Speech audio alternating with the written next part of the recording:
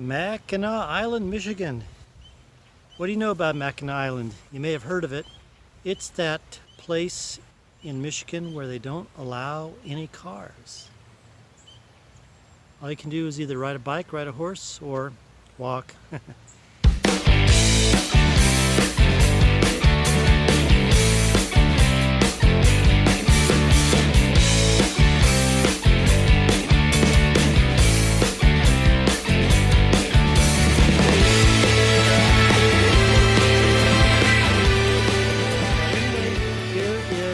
Mackinac Island, and let's take a look first off at the Grand Hotel. Grand Hotel was built in 1887, or should I say finished in 1887. What's famous about the Grand Hotel is it's reportedly got the longest porch in the world. The other thing about the Grand Hotel, there were actually a couple of movies that were filmed here. The first one, I believe, was in 1947, and that was called This Time for Keeps, with Esther Williams and Jimmy Durante, I believe. And then in the late 1980s, there was another movie called Somewhere in Time with Christopher Reeves, Jane Seymour, and Christopher Plummer.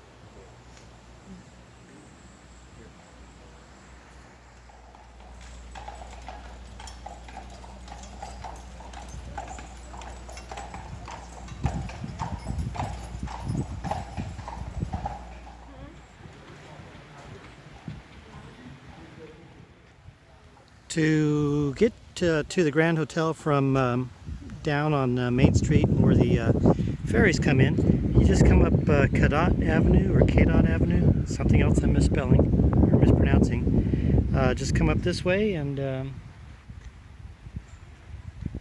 there she is in all her grand glory, the Grand Hotel. All right, let's move on to our next destination. As we walk from up the hill from the Grand Hotel, we come here to this intersection, and the main residential area of Mackinac City, yes, people live here year-round, is right up in that area there. Comes another bicyclist. And then down here, off to our right, we had the golf course that belongs to the Grand Hotel. There's also a public golf course up this way, and believe it or not, there's even an airport here. When I say believe it or not, the island, the size of the island is really, it's only 8 miles in circumference. So if you're thinking of how big it might be, it's not really that big. Mackinac Island also mostly consists of Mackinac Island State Park.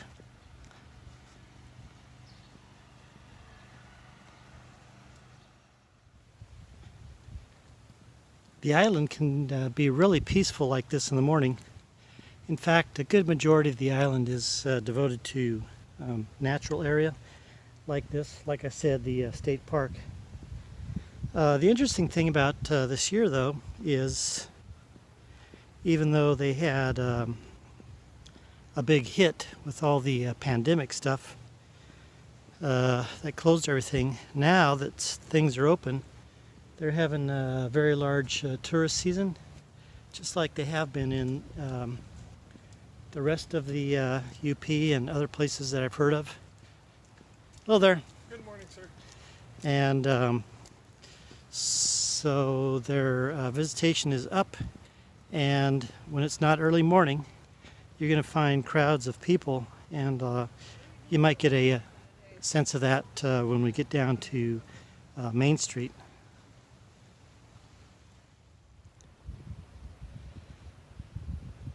Now here's one of the residences on Mackinac Island, and something that's different about this one is that it is the summer residence of the governor of Michigan. So a little bit of fringe benefit in being a governor, huh? And take a look at the view.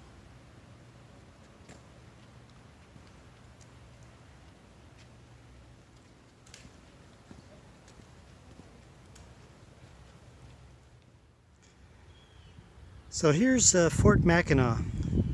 Can't get in actually till later today. And that's when I'm leaving. But Fort Mackinac was originally built by the British in 1780, 1781. The whole island itself was important, was strategic in protecting of the fur trade that was going on in these parts in the 1600s. And so the British built this fort overlooking the Straits of Mackinac. And then after the American Revolution, they finally relinquished the fort to the Americans in 1796. But then, interestingly, right here, this island was the first land battle of the War of 1812. So the British retook the island, retook the fort, and then after the War of 1812, the Americans got it back in 1815, and it was actually used as a fort until, hey, what do we have here? Until 1895, when it was relinquished to the state of Michigan as a state park. Here's a good look of downtown area, Mackinac Island. That being Main Street right there, and then Market Street behind it. Off in the distance here to the left, this is Lake Huron, and then the Straits of Mackinac being right here. The Mackinac Bridge, and then beyond the bridge is Lake Michigan. Mackinac City on the lower peninsula is over there, and then over here on the right of the bridge is St. Ignace on the end of the Upper Peninsula of Michigan.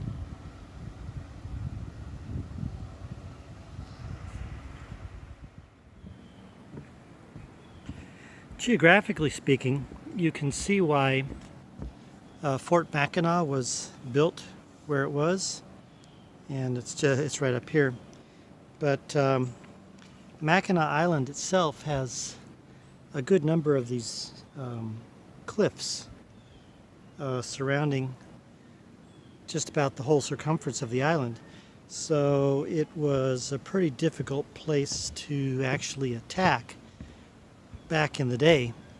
Now, of course, today, with all the modern warfare technology, you just bomb the place to smithereens in a matter of a couple hours, and then you take it over. But back in that day, it was quite a feat to try and make a landing on a low point of the island, and then try and find your way up the cliffs or in little cracks of the cliffs to then make your way up to the fort there.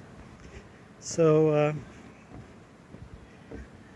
military strategy back then versus today, really different thing, isn't it? In some ways.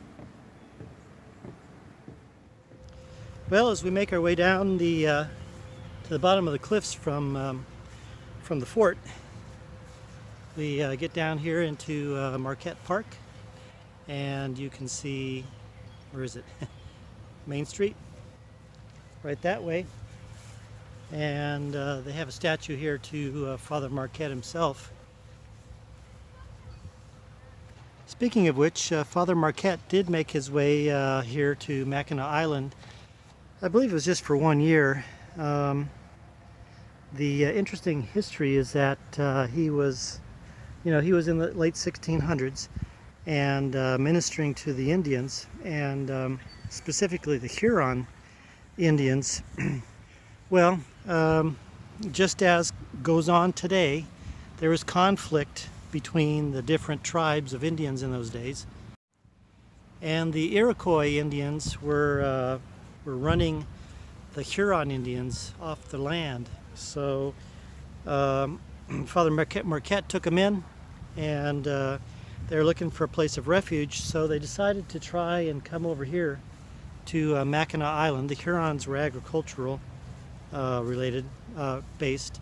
So they came over here to Mackinac Island, try their hand at agriculture, and they quickly found that the soil here was just too thin and too rocky, not fertile enough. So after a year, they went over to the Upper Peninsula of Michigan, made their way west, and then they started running into trouble with the Dakota Indians who ran them off. So they made their way back across the Upper Peninsula east, and eventually I believe settled was in St. Ignace. I don't remember if they came over to Mackinac, what is now Mackinac City on the Lower Peninsula, but yeah, the poor Huron Indians, they didn't have a good time of it for a while. And that just goes to show that land changes ownership, so to speak, in every age. Speaking of Father Marquette, this is the Catholic Church, St. Anne's. The Jesuits actually established a mission here on Mackinac Island, a birch bark chapel, in 1670, and then Father Marquette came along. As I mentioned previously, he established a mission there in St. Ignace. As time went by, church was built in St. Ignace, and then when the British relocated here, so did the church. They actually dragged the church across the ice to the island. So anyway, this particular building here was built later than that, 1874, and it's the oldest continuously operating church dedicated to St. Anne.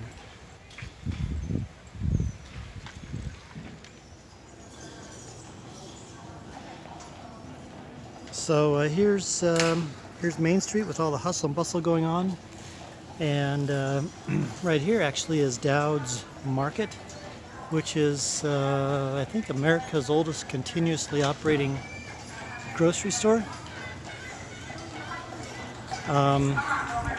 But here on Main Street, you got a smattering of shops, food places, fudge places, and bars. You got some hotels along the street as well. And then it just continues on a couple blocks, and you got the ferries over here on the left-hand side. You got two ferries that come here. You've got Starline Ferry and you've got Shepler's, and they both operate from either St. Ignace or Mackinac City. And there are some aircraft charter operations that also come over here to the airport on the island.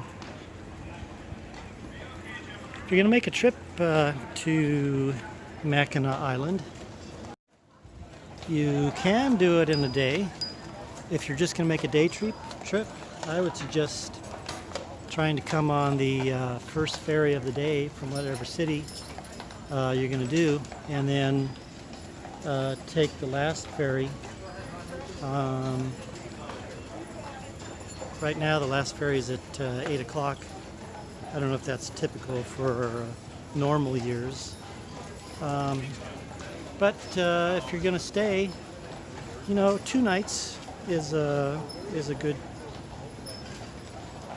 amount of time to explore what Mackinac City has. You won't be too awfully rushed, and if you really want to make it a more relaxing type of trip, then stay 3 nights.